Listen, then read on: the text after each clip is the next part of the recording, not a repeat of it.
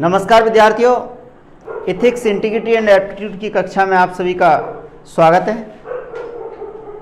और हम इस कक्षा में अरस्तु को पढ़ने का प्रयास करेंगे। और पिछली कक्षा में भी हमने अरस्तु से संबंधित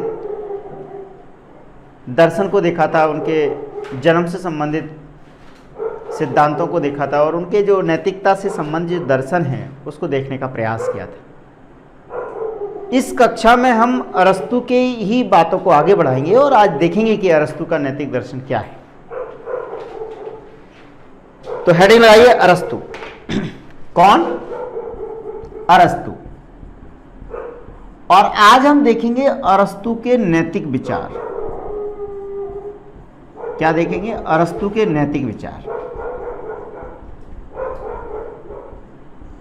अरस्तु के नैतिक विचारों को देखने का हम प्रयास करेंगे। जैसे कि आपको पता है कि अरस्तु एक पश्चिम के एक दार्शनिकों की एक परंपरा थी, गुरु शिष्य परंपरा, उसके अंतिम व्यक्ति हैं। यानी अगर हम बात करें तो पहले कौन? सुकरात, और फिर उनके शिष्य कौन हुए? प्लेटो, और उनके शिष्य कौन हुए? बोले अरस्तु। बिल्कुल सही बात है। तो ये बात स्वाभाविक है कि अरस्तु पर कुछ मामलों में प्लेटो का भी प्रभाव पड़ेगा और कुछ मामलों में सुकरात का भी प्रभाव पड़ेगा। पड़ेगा या नहीं पड़ेगा? किंतु अरस्तु की सबसे अच्छी बात क्या थी, अद्भुत बात क्या थी कि अरस्तु के कुछ मत ऐसे थे जो दोनों से ही भिन्न थे। ना तो वो सुकरात से मेल खाते थे और ना ही प्लेटो से। और अरस्तु ने अपने जो नैतिक विचार दिए हैं वो किस में दिए हैं? अपने लास्ट कल ही देखा था, निकोमेकियन एथिक्स। निकोमेकियन एथिक्स और पश्चिम का संदर्भ ग्रंथ है नैतिकता का। निकोमेकियन एथिक्स में अरस्तु ने अपने नैतिक विचारों का प्रतिपादन किया है और उन्होंने बड़े अच्छे से, कुछ मामलों में प्लेटो का प्रभाव सीमित प्रभाव। प्लेटो का कैसा प्रभाव? सीमित प्रभाव। और सीमित प्रभाव बेटा किसका सीमित प्रभाव? बोले सुकरात का भी सीमित प्रभाव। अगर आपको दिख रहा हो, सुकरात का भी सीमित प्रभाव। किंतु अरस्तु का स्वतंत्र चिंतन भी है। और स्वतंत्र चिंतन क्या है अरस्तु का? अरस्तु पहले ही कहते थे, अरस्तु क्या कहते थे? बोले स्वतंत्र चिंतन। बोले किसका स्वतंत्र चिंतन है? बोले अरस्तु का। अरस्तु का स्वतंत्र चिंतन है। और स्वतंत्र चिंतन में अरस्तु क्या कहते हैं? बोले वैज्ञानिक मनोवृत्ति का विकास, साइंटिफिक टेम्परामेंट। स्वतंत्र चिंतन में अरस्तु का क्या है? वैज्ञानिक मनोवृत्ति, वैज्ञानिक मनोवृत्ति का विकास, मनोवृत्ति का विकास। और निकोमेकियन एथिक्स के माध्यम से अरस्तु ने नैतिक सिद्धांतों को प्रतिपादित करने का प्रयास किया।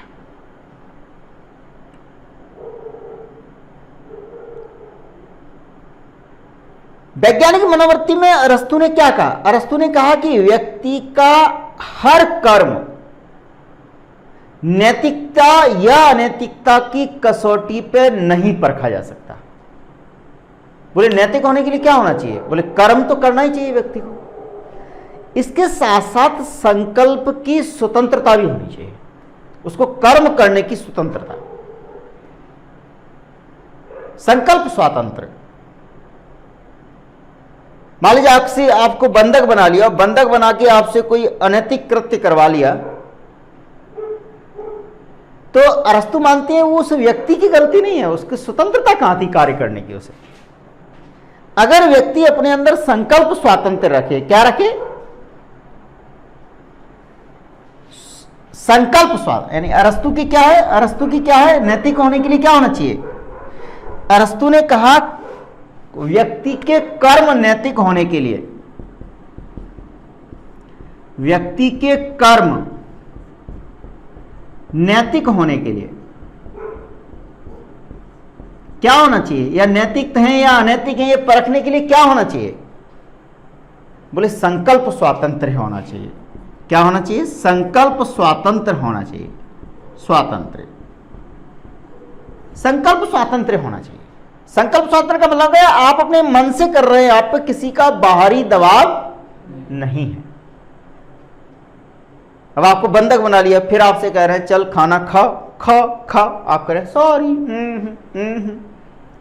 अब आप शाकाहारी हैं, आपको मांसाहार खिला रहे हैं, खाओ। शाकाहारी व्यक्ति के लिए मांसाहार खाना वो अनैतिक उसकी दृष्टि में। मतलब आपसे ऐसा कार्य करवा रहे हैं जिसमें आपके संकल्प की स्वतंत्रता नहीं है, आप कार्य करने के लिए स्वतंत्र नहीं है, मजबूरी में करना पड़ रहा है। तो उस समय उस व्यक्ति के कर्मों को नैतिक और अनैतिकता की कसौटी पर नहीं कसा जा सकता, नहीं कसा जा सकता। यानी उन कर्मों पर नैतिकता नहीं आएगी जिनमें संकल्प स्वातंत्र्य हो, तब नैतिकता आएगी। अर्थात बाहरी दबाव में कार्य ना किए जाए, बाहरी दबाव में कार्य ना किए जाए, ना किए जाए। फिर व्यक्ति ने कोई कर्म किया है तो उसको आप नैतिकता की कसौटी पे कसिएगा, ये अरस्तु का कहना था, ये वैज्ञानिक सोच है। महिलाओं से संबंधित अपराध होते हैं, विपरीत बाहरी दबाव में अपराध है, तो उसमें महिला को अनैतिक नहीं माना जा सकता है। माना जा सकता है क्या? नहीं माना जा सकता। अगर किसी पुरुष को बंधक बना के कार्य किया जा रहा है तो उस पुरुष को अनैतिक नहीं माना जा सकता। दूसरा क्या है कि बोले नैतिक होने के लिए क्या है, नैतिक होने के लिए क्या है, बाहरी दबाव में कार्य ना किए जाए। दूसरा क्या है, नैतिक होने के लिए क्या होना चाहिए, परिस्थितियों से अनभिज्ञ होने के कारण कई बार कार्य कर दिया जाता है और उसमें कोई अनैतिक परिणाम निकल के आते हैं, तो उसमें व्यक्ति का दोष नहीं मानते अरस्तु। अरस्तु ये मानते हैं कि यदि व्यक्ति परिस्थितियों से अनभिज्ञ था और उससे वो कार्य हो गया तो उसमें उसका दोष नहीं है, उसके कर्म को नैतिकता की कसौटी पे नहीं कसा जा सकता। यानी क्या होना है, दूसरी बात क्या होना चाहिए, परिस्थितियों से अनभिज्ञ नहीं होना चाहिए, परिस्थितियों से अनभिज्ञ नहीं होना चाहिए, परिस्थितियों से अनभिज्ञ नहीं होना चाहिए। अगर व्यक्ति संकल्प स्वतंत्रता जिसके अंदर नहीं है, परिस्थितियों से या परिस्थितियों से अनभिज्ञ है, फिर उसने कोई कार्य कर दिया है, तो उसको आप नैतिकता के मानकों पर नहीं परखेंगे, नहीं परख सकते, क्योंकि गलती नहीं है ना बेचारे की। तो इसलिए किसी कर्म के नैतिक होने के लिए या अनैतिक होने के लिए, या अनैतिक होने के लिए दो शर्तों का होना आवश्यक है। पहली शर्त क्या है मित्रों, संकल्प स्वातंत्र्य होना चाहिए, अर्थात बाहरी दबाव में कार्य ना किए जाए, पहली बात। दूसरी बात, परिस्थितियों से अनभिज्ञ नहीं होना चाहिए व्यक्ति को। जैसे मान लीजिए कई बार आप बाजार में जा रहे हैं, जा ही रहे हैं, अब कोई बच्चे आपके पास आ गए, भैया भैया हम बहुत भूखे हैं, बहुत भूखे हैं, बहुत भूखे हैं, हमको खाना दो, खाना दो। अब आपका हृदय द्रवित हो गया, आपने दुकान से लेके उन बच्चों को कुछ दे दिया खाने के लिए। अब मान लो उस खाद्य सामग्री में जहर मिला हुआ हो, और यदि उस खाद्य सामग्री में जहर मिला है तो बच्चे क्या हो जाएंगे, मृत्यु हो जाएगी या बीमार हो जाएंगे। काम आपने कैसा किया बताओ, नैतिक, परिणाम कैसे हो गए, क्यों? क्योंकि परिस्थितियों से आप क्या थे, अनभिज्ञ थे, आपको नहीं पता था कि इसमें जहर है। अगर जहर होता तो बच्चों को क्यों खाने के लिए देते, समझ रहे हैं ना। मतलब अनजाने में आपने क्या कर दिया, आपने तो मदद करना चाहिए लेकिन वो क्या हो गया, परिणाम उसके अनैतिक हो गए। तो अरस्तु कहते हैं ऐसे में उस कर्ता को, जिसने ये कृत्य किया है, उस कर्ता को आप अनैतिक नहीं कह सकते। लेकिन कई बार लोग क्या, यानी परिस्थिति, कई बार लोग क्या होते हैं, जैसे बच्चों को खाने के लिए कुछ दिया, बच्चों को खाना दिया और बच्चे बीमार हो गए, बच्चे बीमार हो गए या मृत्यु का शिकार हो गए। आपका उद्देश्य क्या था? बच्चे को खाना देने से क्या उद्देश्य था आपका? उनकी भूख शांत करना, यही तो नैतिक उद्देश्य था आपका। किंतु परिणाम क्या मिल गए बेटा? अनैतिक मिल गए। तो ये क्यों मिले? क्योंकि परिस्थितियों से आप क्या थे? अनभिज्ञ थे। तो अरस्तु यही कहते हैं कि नैतिकता परखने के लिए क्या होना चाहिए? संकल्प स्वतंत्र होना चाहिए। संकल्प यानी खुद से, मन से काम करो। दूसरा बात क्या है कि परिस्थितियों से आपको अनभिज्ञ नहीं होना चाहिए। लेकिन कई बार क्या होता है, लोग जानबूझ के परिस्थितियों से अनभिज्ञ बनते हैं। तो अरस्तु कहते हैं ऐसे कार्य को नैतिक नहीं माना जाएगा। जैसे लोग काम ही नहीं करना चाहते, 11-11 बजे तक सोते हैं, 12-12 बजे तक सोते हैं दिन में। अब काम चोरी करना खराब काम है। अब वो ये आरोप लगाते हैं, हमको तो पता ही नहीं था कि काम चोरी करना अच्छा कार्य नहीं है, हम तो जानते ही नहीं है, इसलिए हम आराम से बैठे हैं। तो काम नहीं करना, यह नहीं कह सकता वो व्यक्ति जो काम नहीं कर रहा है कि हमको ये मालूम नहीं है कि काम चोरी करना अनैतिक है। ऐसी स्थिति में आपको परिस्थितियों का ज्ञान होना चाहिए। बात समझ में आ रही है या नहीं आ रही? समझ में आ रही है ना? तो अरस्तु का कहना यही है कि संकल्प स्वतंत्र और परिस्थितियों से अनभिज्ञ नहीं होना चाहिए, तब व्यक्ति के नैतिक और अनैतिक कृत्यों का मूल्यांकन किया जा सकता है कि व्यक्ति के द्वारा किए गए कार्य नैतिक है या अनैतिक है। सुकरात और प्लेटो भी यही बात करते थे, सद्गुणों की बात करते थे। अरस्तु ने भी यही कहा। अरस्तु ने कहा मित्रों, अरस्तु ने कहा, अरस्तु के अनुसार क्या था? अरस्तु के नैतिक विचारों में क्या था? बोले अरस्तु नैतिक में क्या कहते थे? बोले सद्गुणों का विकास करो। बोले काय का विकास करो? सद्गुण का विकास। बोले सद्गुण होता क्या है? क्या होता है सद्गुण?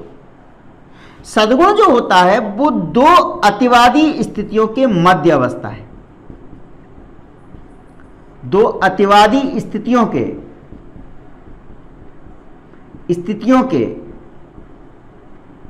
मध्य की अवस्था है। मध्य की अवस्था है। दो अतिवादी स्थितियों के मध्य की अवस्था को क्या बोलते हैं अपन? सद्गुण बोलते हैं।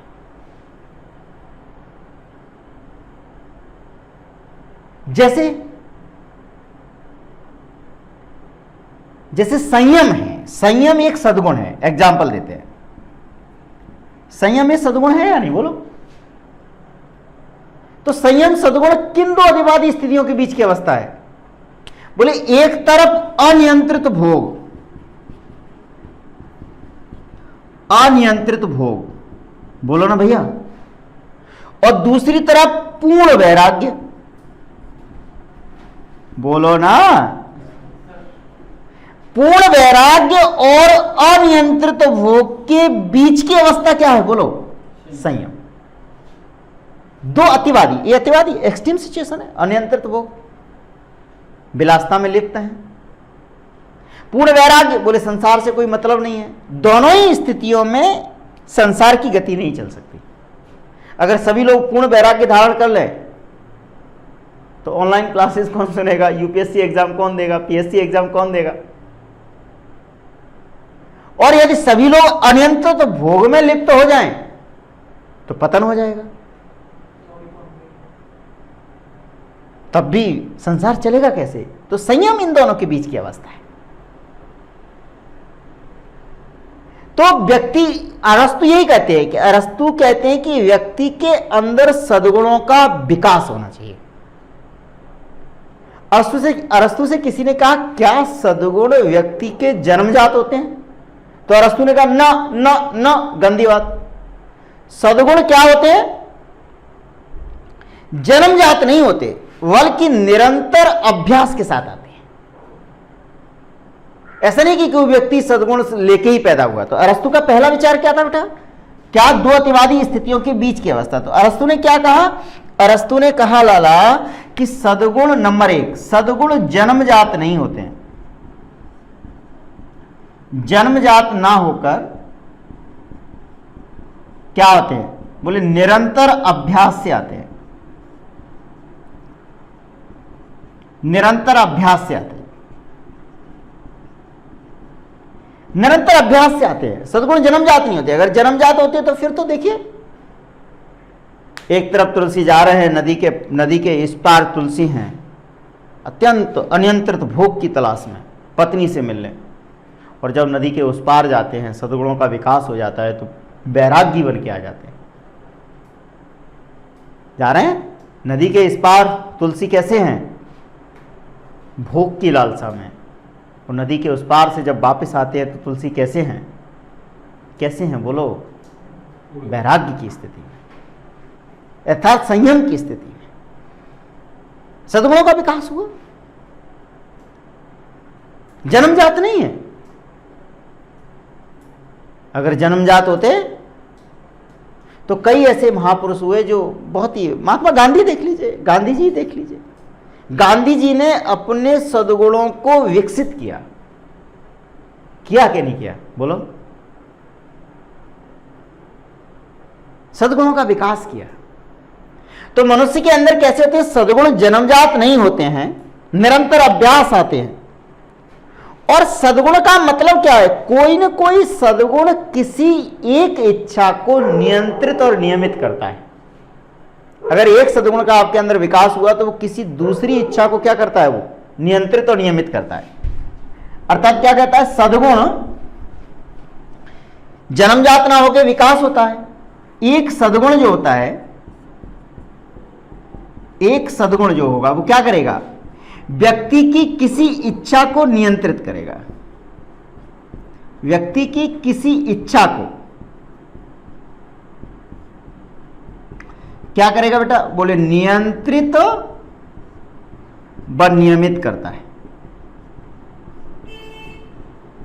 समझ रहे? जैसे संयम अगर आपका सद्गुण है तो किसको यह नियंत्रित करता है? बोलो? वासना को। संयम वासना को नियंत्रित करता है। वासना को नियंत्रित करता है संयम। करता है या नहीं करता है? कोई सद्गुण, एक सद्गुण आ जाए ना तो वो किसी इच्छा को नियंत्रित करता है। और मैंने यहां पर लिखा नियमित, रेगुलेशन। नियंत्रण का मतलब यह नहीं है कि दबा देना। दबाएंगे तो फिर कुंठित व्यक्ति होगा, उसका व्यक्तित्व कैसा हो जाएगा? कुंठित हो जाएगा, पूर्ण विकास नहीं होगा। तरस्तु का मानना यही है कि सद्गुण जन्मजात नहीं होते हैं, निरंतर अभ्यास से आते हैं। और निरंतर अभ्यास करने से एक सद्गुण जो व्यक्ति की किसी इच्छा को क्या करता है बेटा? नियंत्रित और नियमित करता है। और जब किसी व्यक्ति के अंदर सद्गुणों का विकास हो जाता है तो बताइए वो इच्छा के अधीन रहेगा या बुद्धि के अधीन रहेगा? बुद्धि के अधीन। इच्छा तो कर रही है भोग कर लो, लेकिन बुद्धि क्या कह रही है? संयम। तो यदि व्यक्ति के अंदर सद्गुण का विकास हो जाता है। दूसरी बात अरस्तु क्या कहते हैं? बहुत ही इंटरेस्टिंग बात कहते हैं, वैज्ञानिक मनोवृत्ति की बात करते हैं। इसलिए अरस्तु कभी ये नहीं कहते कि आप पूर्ण बैरागी बन जाओ या पूर्ण भोग में लिप्त हो जाओ। बोले बीच की मध्यमा पटिपदा, ये बुद्ध के नजदीक भी है, भगवान बुद्ध के नजदीक भी है। वो कहते हैं यदि सद्गुण का विकास होता है, यदि सद्गुण का विकास होता है, सद्गुण का विकास होता है, तब व्यक्ति के कर्म, तब व्यक्ति के कर्म इच्छा के अधीन नहीं होते, अधीन नहीं होते, बल्कि बुद्धि के द्वारा निर्देशित होते हैं। उसे बुद्धि प्रधान हो जाते हैं उसके कर्म। फिर वो करने से पहले सोचता है, बल्कि बुद्धि के अनुसार निर्देशित होते हैं, बल्कि बुद्धि के द्वारा क्या होते हैं बेटा? निर्देशित होते हैं, निर्देशित होते हैं, बुद्धि के द्वारा निर्देशित होते हैं। यानी सद्गुण का विकास हो गया। जैसे संयम सद्गुण का विकास हुआ तो वासना, इच्छा, इसको नियंत्रित किया तो किसने किया? बुद्धि ने, विवेक ने। और विवेक ने जब इच्छा को नियंत्रित किया तो काय में बदल गया? बोलो? संयम में कन्वर्ट हो गया। प्रायोरिटी तय हो गई ना बेटा। अब कल एग्जाम में तो आज वासना में लिप्त होंगे कि परीक्षा की तैयारी करेंगे। लेकिन कुछ इंजीनियर लोग हैं वो तो रात को 11 बजे सिलेबस देखते हैं व्हाट्सएप पे, फिर शिवानी खरीदने जाएंगे 12 बजे, खरीदेंगे नहीं तो दोस्त की चुरा कर लेके आएंगे, और फिर शाम को रात को 12 बजे से सुबह 6 बजे तक पढ़ेंगे, 7 बजे एग्जाम देंगे, वो पास हो जाएंगे। क्यों? बुद्धि के अधीन काम किया ना। उस रात को वो सोए नहीं, इच्छा तो क्या थी? सो जाए। बुद्धि क्या करिए ना, गंदी बात, अगर सो गए तो पेपर बैक, और पेपर बैक तो घर वाले कहेंगे बैक, घर वालों ने बैक कह दिया तो फिर मिलेंगे किससे, व्हाट्सएप किसका देखेंगे? समझ रहे ना बात को। एक सद्गुण का विकास व्यक्ति की इच्छाओं को नियंत्रित करता है, और उसके जो कृत्य होते हैं, कर्म होते हैं, वो बुद्धि के अनुसार निर्देशित होने लगते हैं। समझ में आ रहा है या नहीं? बोलो बोलो ना भाई। और अरस्तु ने कितना बढ़िया वर्गीकरण किया, कितना बढ़िया क्लासिफिकेशन किया। अरस्तु ने यह माना कि मनुष्य के अंदर 2 तरह के सद्गुण होते हैं। मनुष्य के अंदर 2 तरह के सद्गुण होते हैं। सद्गुण का वर्गीकरण किया, और उन्होंने कहा सद्गुण क्या है? बोले बौद्धिक सद्गुण, बौद्धिक। और कौन से बेटा? बोले नैतिक सद्गुण, नैतिक सद्गुण। मनुष्य के अंदर बौद्धिक और नैतिक सद्गुण, दोनों तरह के सद्गुण होते हैं। बोले इनमें अंतर क्या है भैया? जो बौद्धिक सद्गुण होते हैं वो मनुष्य के भावनात्मक पक्ष पर आधारित रहते हैं, इमोशंस, भावनात्मक पक्ष पर आधारित होते हैं। काय पे आधारित होते हैं बेटा? भावनात्मक, इमोशंस पे आधारित, भावनात्मक पक्ष पर आधारित होते हैं। और ये भावनात्मक जो पक्ष रहता है, भावनाओं में क्या रहती है? इच्छा और वासनाएं। अर्थात ये किसको नियंत्रित करते हैं? ये इच्छाओं और वासनाओं को नियंत्रित करते हैं।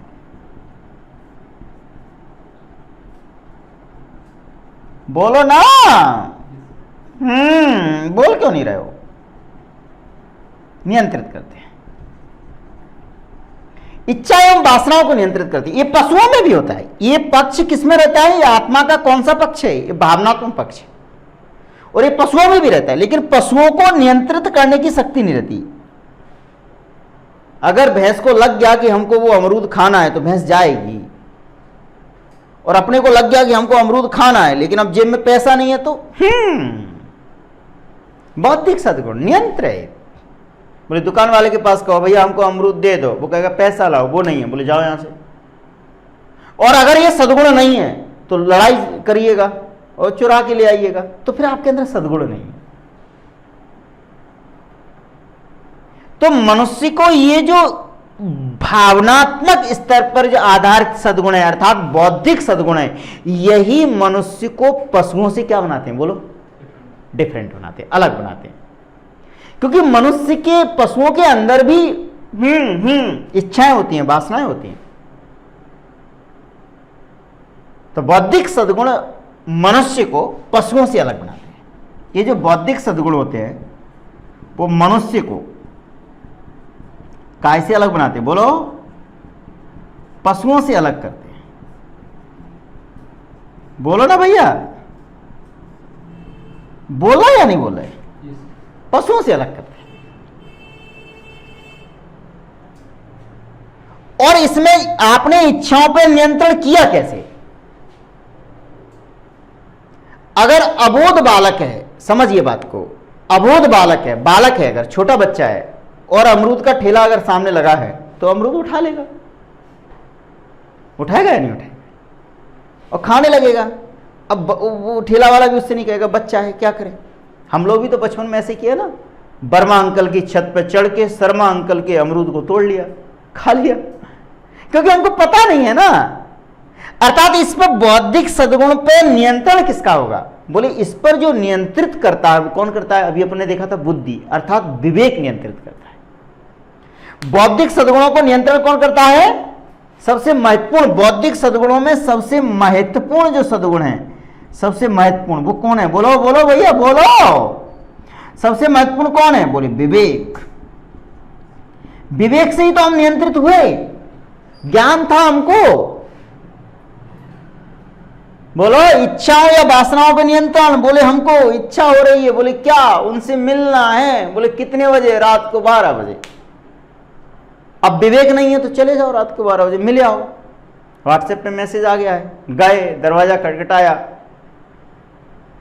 आपको जिनसे मिलना था वो तो नहीं आए, एक अलग ही व्यक्तित्व सामने आया, उन्होंने धाए धाए धाए आपको निपटा दिया। बोले रात को 12 बजे क्यों आ गए? बोले हमको मिलना है उनसे। तो आपको उस समय नियंत्रित कौन करेगा? बोले विवेक। विवेक आपको कहेगा भैया गंदी बात, पिट जाएंगे, कल सुबह देखते हैं। ये नियंत्रण कर रहा है किस पे? इच्छाओं। और ये जो सबसे महत्वपूर्ण सद्गुण जो विवेक है, ये सुकरात के ज्ञान के नजदीक है। सुकरात के किसके नजदीक है? ज्ञान के। सुकरात क्या कहते थे? सुकरात 2020 के पाठ्यक्रम में अपन उसको ही पढ़ने की कोशिश करेंगे। और सुकरात की ज्ञान के नजदीक है। ये जो महत्वपूर्ण विवेक सद्गुण है, ये किसके नजदीक है बेटा? सुकरात के ज्ञान सद्गुण के ज्ञान के नजदीक है। ज्ञान के नजदीक है सुकरात के।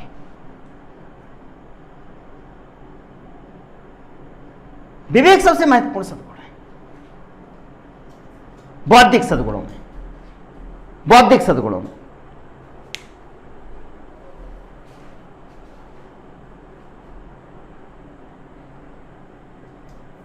अन्य जो महत्वपूर्ण सद्गुण हैं, जैसे कि प्लेटो ने भी कहा, सुकरात ने भी कहा, वही अरस्तु भी कहते हैं। बोले जो नैतिक सद्गुण हैं वो क्या है? बोले साहस, संयम और न्याय। कौन से सद्गुण है? साहस, संयम और क्या बेटा? न्याय। ये प्लेटो को भी थे। और प्लेटो क्या था? विवेक भी था या नहीं था? प्लेटो के, प्लेटो का विवेक भी था। दोनों में अंतर समझते हैं। विवेक,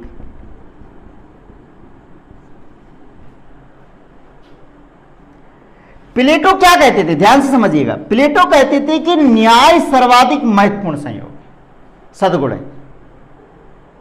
बोले जब साहस, संयम विवेक के अधीन हो जाए तो किसकी उत्पत्ति होती है? न्याय की उत्पत्ति होती है। ये प्लेटो का कहना था। प्लेटो का कहना था साहस प्लस संयम, बोले किसके अनुसार गाइड हो जाए? बोले विवेक के अधीन हो जाए तो सर्वाधिक महत्वपूर्ण जो आपको सद्गुण मिलेगा वो क्या मिलता है बेटा? न्याय मिलता है। ये प्लेटो का कथन था। आपने पिछली कक्षाओं में देखा था, प्लेटो पार्ट 3 में भी देखा था। लेकिन अरस्तु थोड़ा अलग कहते हैं, वो वैज्ञानिक चिंतन है। इसलिए मैंने कहा अरस्तु, प्लेटो और सुकरात दोनों से ही भिन्नता रखते हैं कई मामलों में। अरस्तु का कहना है ये न्याय महत्वपूर्ण नहीं है। अरस्तु कहना है कि विवेक सर्वाधिक महत्वपूर्ण सद्गुण है। और अरस्तु कहते हैं, अरस्तु जैसे प्लेटो ने किस पे बल दिया? किस पे बल दिया? न्याय पे। अरस्तु का कहना क्या है? अरस्तु का कहना यह है कि जब मनुष्य विवेक के अधीन कार्य करे, अरस्तु के अनुसार क्या है बेटा? विवेक सर्वाधिक महत्वपूर्ण सद्गुण। विवेक क्या है? बोले सर्वाधिक महत्वपूर्ण सद्गुण है विवेक, सर्वाधिक महत्वपूर्ण सद्गुण। और जब विवेक के अधीन कौन काम करे? कौन से सद्गुण आ जाए विवेक के अधीन? विवेक से नियंत्रित होने लगे। जब अन्य सद्गुण विवेक से नियंत्रित होने लगे, विवेक से क्या होने लगे बेटा? नियंत्रित होने लगे। कौन कौन से सद्गुण विवेक से नियंत्रित होने लगे? साहस, संयम और न्याय। साहस, संयम और न्याय, इनको नियंत्रित कौन करे लाला? बोलो कौन करे? विवेक नियंत्रित करे। तो इनकी अरस्तु की नजरों में सर्वाधिक महत्वपूर्ण कौन? विवेक। प्लेटो की नजरों में न्याय। और अरस्तु कहते हैं जब विवेक के अधीन साहस, संयम और न्याय स्थापित हो जाएंगे भैया, हो गए स्थापित। मैंने 3 बार हूं बोला है, एक बार साहस, संयम और न्याय, तो मनुष्य को आनंद की प्राप्ति होती है। काय की प्राप्ति होती है? आनंदपूर्ण जीवन हो जाता है। तब मनुष्य का जो जीवन होता है वो कैसा हो जाता है? आनंदपूर्ण जीवन हो जाता है, आनंद की प्राप्ति होती है, आनंद। और इसी को अरस्तु क्या बोलते हैं? यूडोमिनिया। यूडोमिनिया, यूडोमिनिया, आनंद की प्राप्ति होती है। बोले कैसे, कब आनंद की प्राप्ति होती है? बोले जब साहस, संयम और न्याय किसके अधीन हो जाए लाला? विवेक के अधीन हो जाए। और इन सद्गुणों का इसी तरह से क्या करना चाहिए? विकास। तो प्लेटो का कहना यह था कि जो हमने देखा था कि विवेक के अधीन जब संयम और साहस कार्य करते हैं तो न्याय की प्राप्ति होती है। तो न्याय सर्वाधिक महत्वपूर्ण गुण था प्लेटो के तहत। जबकि इनके तहत क्या महत्वपूर्ण गुण है? अरस्तु मानते हैं कि अरस्तु का मानना यह है, अरस्तु का मानना क्या है? अरस्तु का मानना यह है कि विवेक जो बौद्धिक सद्गुण है उसके अंतर्गत क्या आना चाहिए बेटा? संयम आना चाहिए। और क्या आना चाहिए? साहस आना चाहिए और न्याय आना चाहिए। और जब ये तीनों सद्गुण, ये संयम, साहस, न्याय विवेक के अधीन हो जाएंगे तो क्या प्राप्त होगा? बोले यहां आनंद प्राप्त होगा। क्या प्राप्त होगा बेटा? आनंद। और इसको क्या बोलेंगे? यूडोमिनिया बोलेंगे।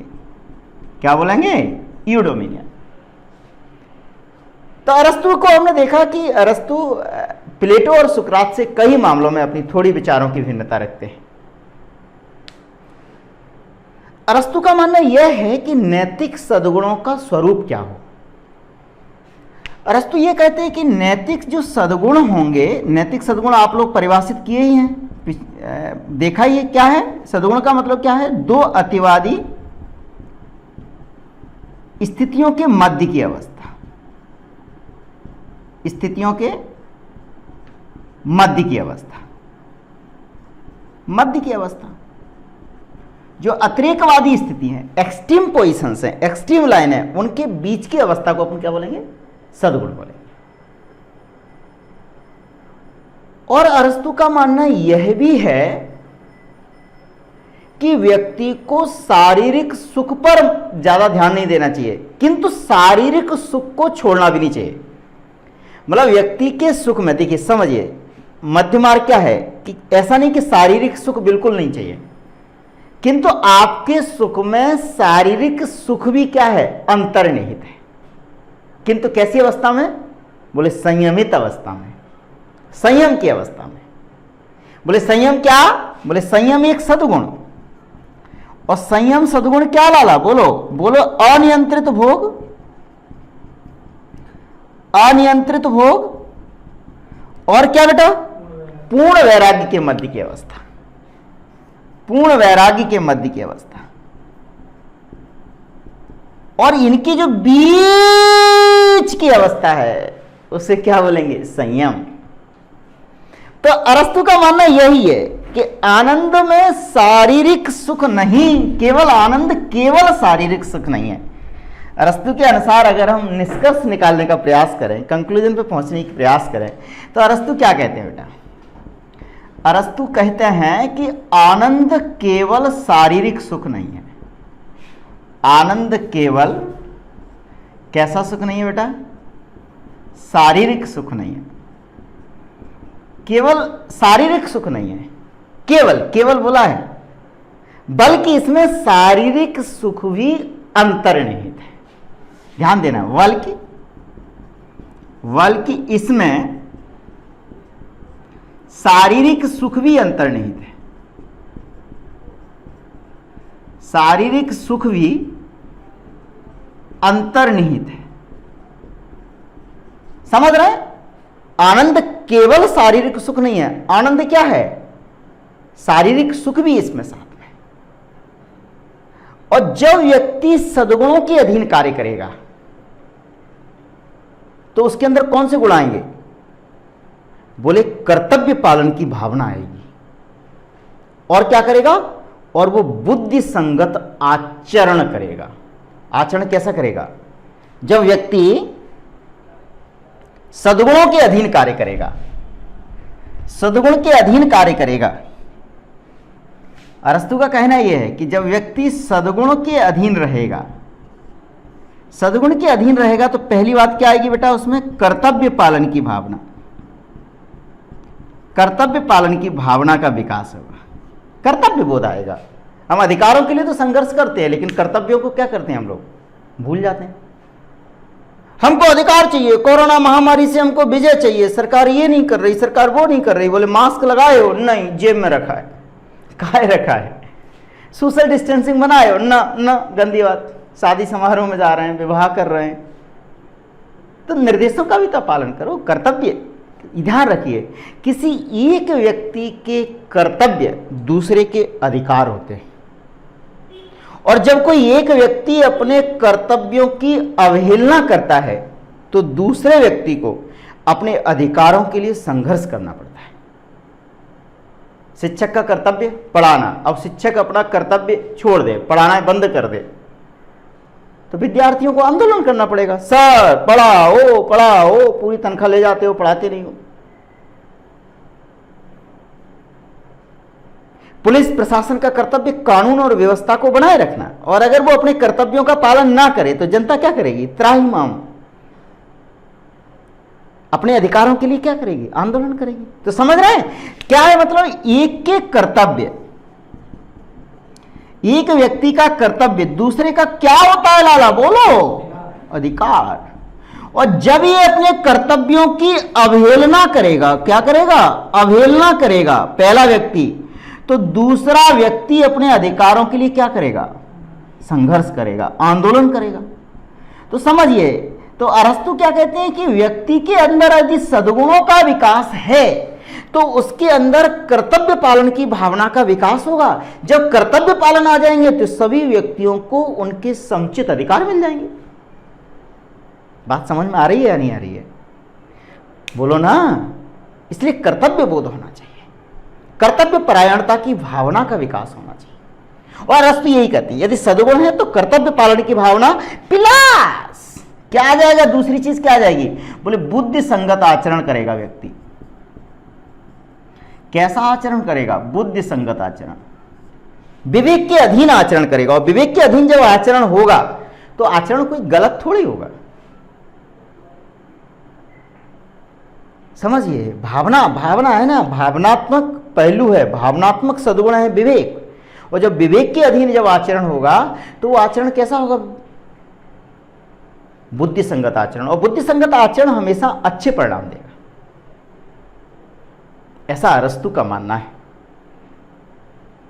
और जब सद्गुणों का विकास व्यक्ति के अंदर होगा तो क्या होगा, बोले जब सद्गुणों का विकास व्यक्ति के अंदर होगा तो व्यक्ति के ऐच्छिक कर्मों पर नियंत्रण होगा। अनैच्छिक कर्मों पर नियंत्रण तो कर नहीं सकते ना, कोई जबरदस्ती कुछ भी करवा ले तो क्या करेंगे। कतविद सृजी नारी जग माही, पराधीन सपने सुख नाही।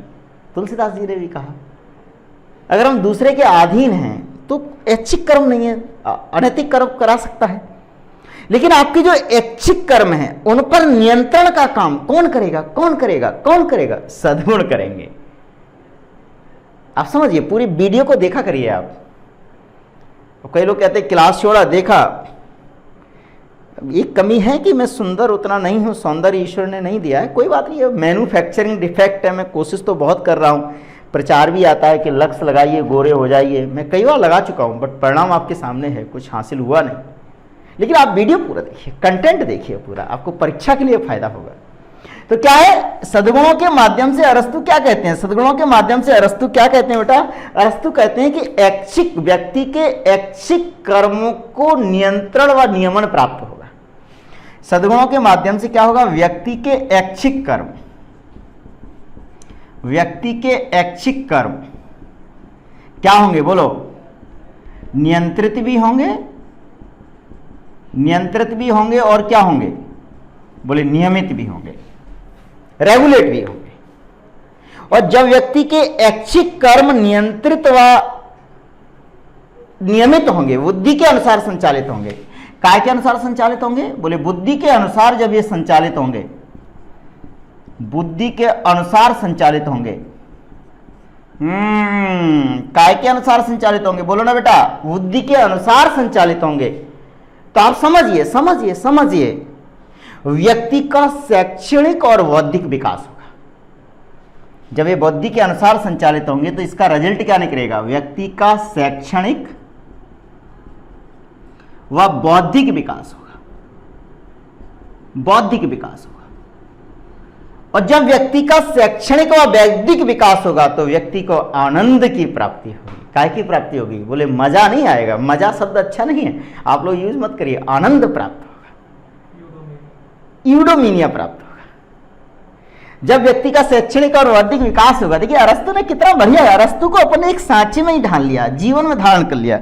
और जब व्यक्ति का बौद्धिक विकास होगा तो व्यक्ति को क्या प्राप्त होगा? बोलो ना भाई, आनंद प्राप्त होगा, आनंद प्राप्त होगा, आनंद प्राप्त होगा।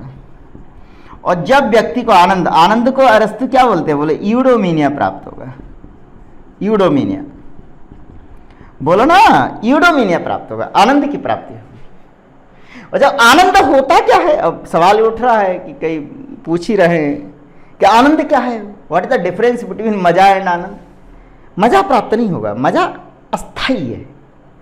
आपने एकदम पिज्जा खाया, मजा आ गया, समोसा खाया, मजा आ गया। अब समोसा खाओ तब ना, आज लॉकडाउन में तो वो भी खाने को नहीं मिल रहा है, बड़ा कष्ट है लोगों को। पानी की टिक्की पी, हमारी छात्राएं तो बड़ी परेशान है आजकल, टिक्की नहीं मिल रहा है, टिक्की के बिना उनका जीवन लगभग अधूरा है। टिक्की बढ़िया पिया, मजा आ गया। टिक्की मतलब पानी पूरी, अस्थाई अवस्था है। आनंद कैसी अवस्था है? आनंद एक स्थायी मानसिक अवस्था है, स्थायी मानसिक अवस्था है। आनंद क्या है बेटा? स्थायी मानसिक अवस्था है। It is a permanent mental state, स्थायी मानसिक अवस्था है। और ये एक दिन में नहीं आ जाता आनंद, ये निरंतर अभ्यास के द्वारा प्राप्त होती है। काय के द्वारा प्राप्त होती है? निरंतर अभ्यास के द्वारा। समझिए, तो आप लोग निरंतर अभ्यास के द्वारा प्राप्त होती है। बोले कब प्राप्त होगी निरंतर अभ्यास के द्वारा? तब प्राप्त होगी जब व्यक्ति के ऐच्छिक कर्म काय से नियंत्रित हो? बुद्धि के द्वारा नियंत्रित हो।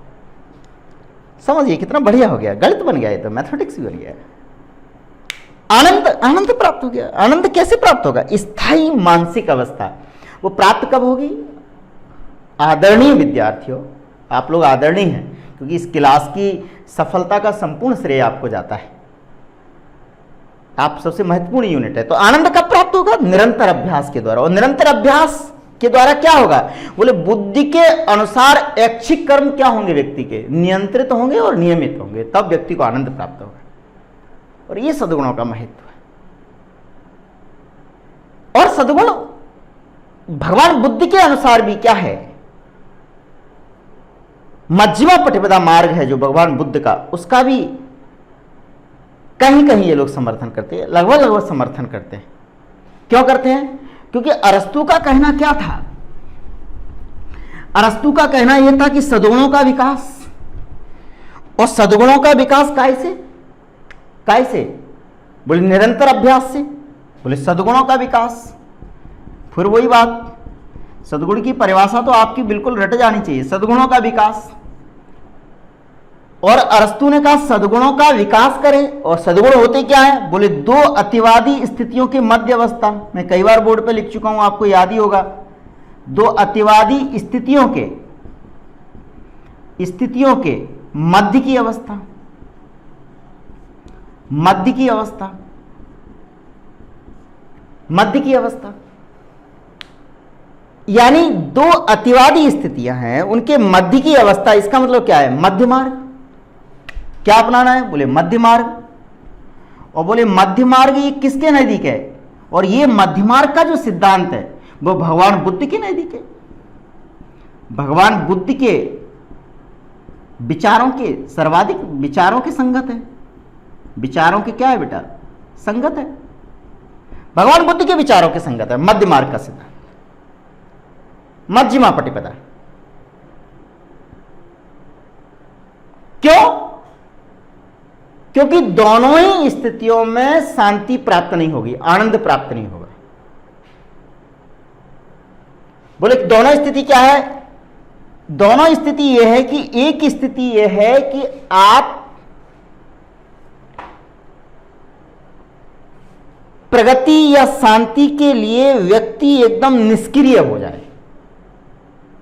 व्यक्ति एकदम अतिवादी स्थिति क्या है? निष्क्रिय हो जाए, व्यक्ति पूर्णतः निष्क्रिय हो जाए। बोलो, इनएक्टिव हो जाए व्यक्ति। तो अब व्यक्ति निष्क्रिय हो गया, बोले जो होगा सो देखा जाएगा, आराम से बैठिए घर में। कौन?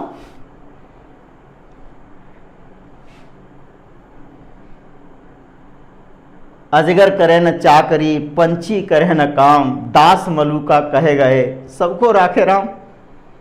मलुकदास ने क्या लिखा कि अजगर कोई नौकरी करने थोड़ी जाता है, डला रहता है, उसका भोजन स्वयं आ जाता है, और पंछी कोई काम थोड़ी करते हैं। अगर ऐसी अवस्था है, पूर्णतः आप निष्क्रिय बैठे हुए हैं घर में, तो बताइए क्या आपकी प्रगति और आपको शांति प्राप्त हो सकती है? बोले नहीं होगी। इस अवस्था में प्रगति या शांति प्राप्त नहीं होगी, प्रगति या शांति प्राप्त नहीं होगी, बिल्कुल नहीं होगी, नहीं होगी। बहुत बढ़िया। दूसरी अवस्था क्या है?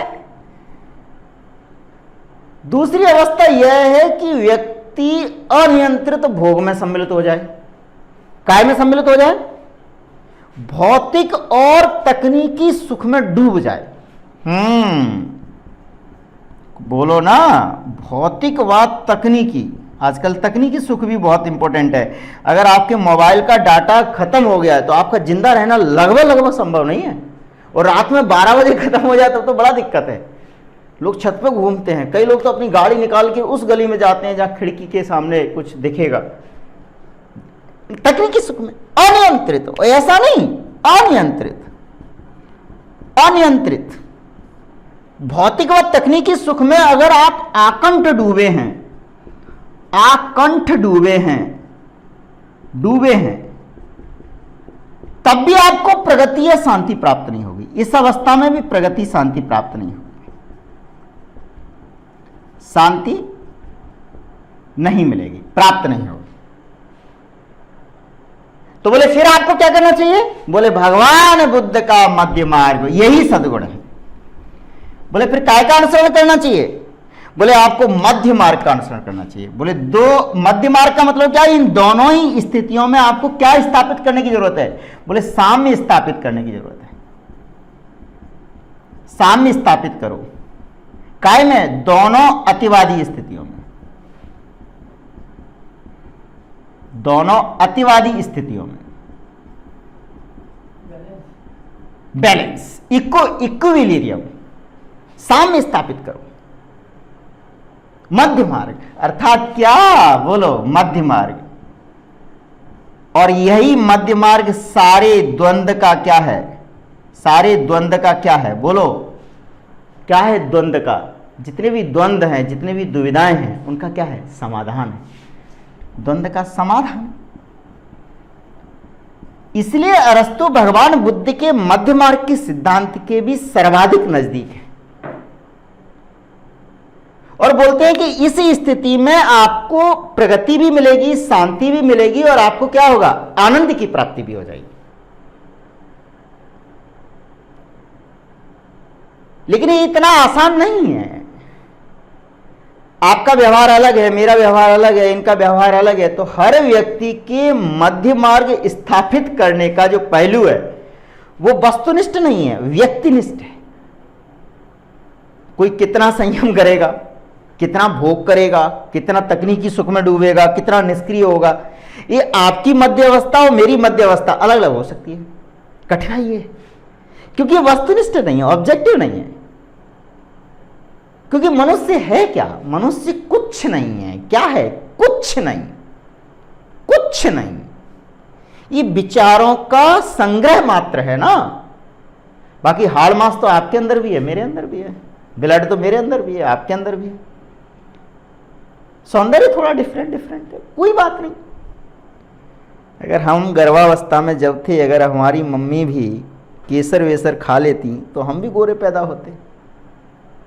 अब कोई गोरा है तो उनकी मम्मी ने टमाटर खा लिए होंगे, केसर वेसर खा लिया होगा। सौंदर्य तो सौंदर्य आंतरिक गुण है, आंतरिक गुण है। प्रेमचंद जी भी यही कहते हैं कि यद्यपि रूप महत्वपूर्ण नहीं होता, किंतु फिर भी रूप गुणों का वाहक होता है। It is the carrier of virtue, सद्गुणों का वाहक होता है। तो अब ये मनुष्य के लिए मध्य मार्ग स्थापित करना, तय करना, ये कठिनाई का काम है। और हर मनुष्य के लिए पहलू क्या है, अलग अलग है। तो मध्य मार्ग के सिद्धांत में कठिनाई क्या है मित्रों, कठिनाई देखने की कोशिश करते हैं। कठिनाई क्या है मध्य मार्ग के सिद्धांत में? ये जो मध्य मार्ग के सिद्धांत में कठिनाई क्या है?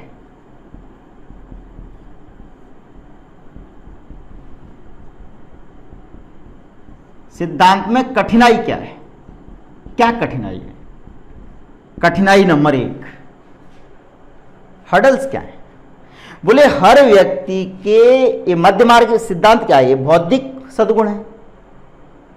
तो हर व्यक्ति की दो अतिवादी स्थितियों की जो मध्य अवस्था होती है वो भिन्न भिन्न हो सकती है।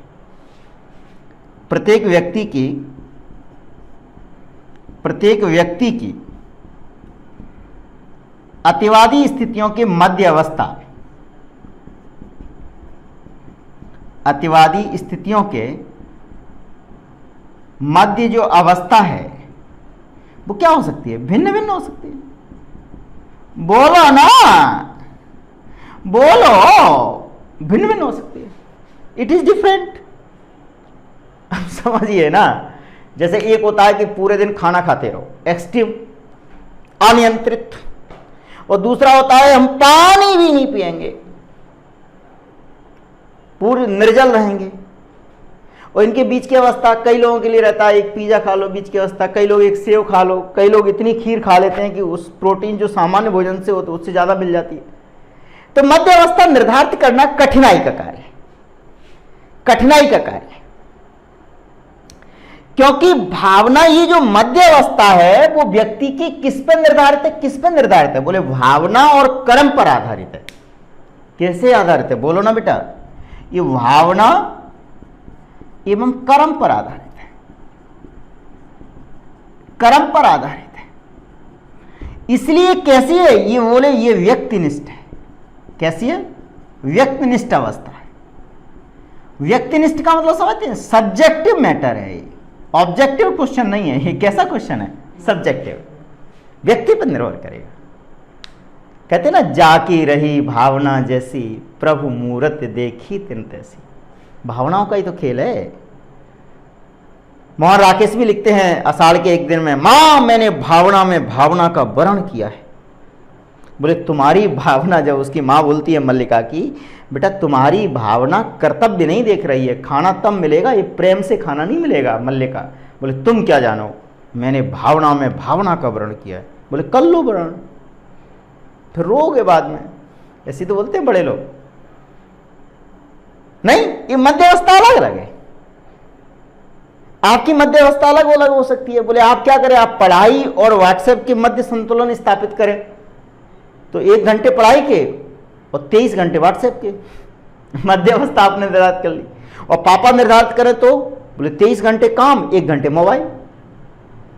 ये अलग अलग है। तो ये कठिनाई है, ये यूनिफॉर्म रूल नहीं हो सकता सबके लिए मध्य मार्ग का।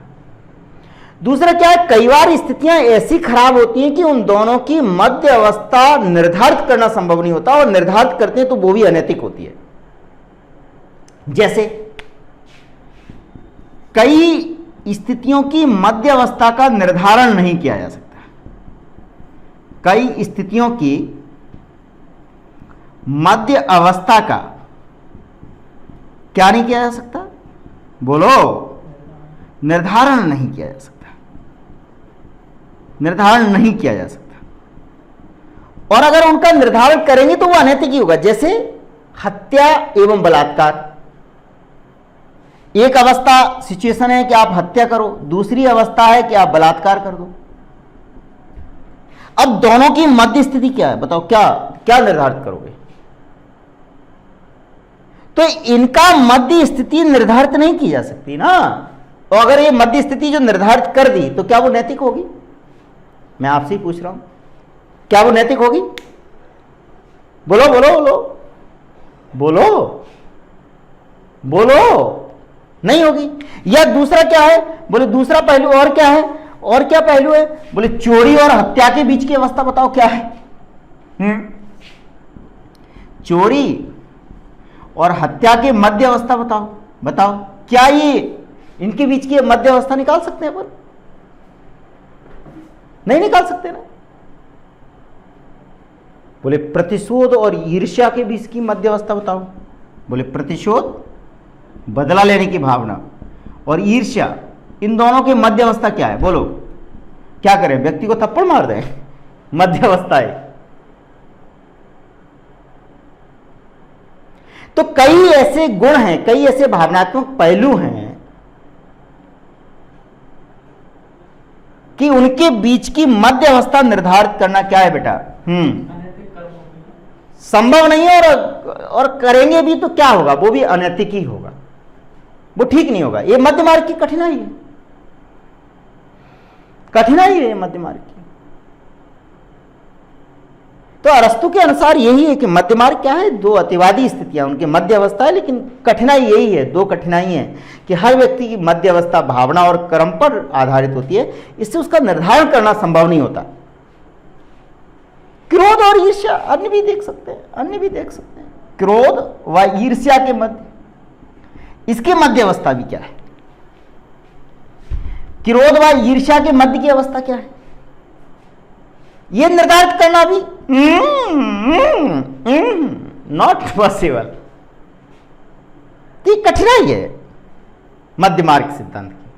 तो अरस्तु ने इन बातों का उल्लेख किया है, उनके सिद्धांत का उल्लेख किया है। तो हमें निष्कर्ष यही निकालते हैं कि हम सद्गुणों का विकास करें, और सद्गुण जब विवेक के निहित रहकर संयम, साहस और न्याय काम करेंगे तो मनुष्य को आनंद की प्राप्ति होगी, और आनंद एक स्थायी मानसिक अवस्था है जो आपको प्राप्त होगी, और हम एक अच्छे समाज की स्थापना करेंगे, अच्छी प्रशासनिक व्यवस्था का निर्माण करेंगे।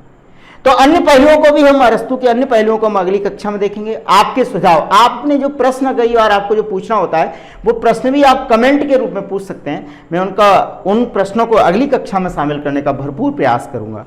आपके सुझाव और कमेंट्स मुझे इस तरह से प्राप्त होते रहें जो मेरी ऊर्जा और मेरी ऊर्जा का भी स्रोत बनते हैं और मेरी प्रेरणा का भी कारण बनते हैं, और मैं आपके साथ बेहतर रूप से कनेक्ट हो पाता हूं।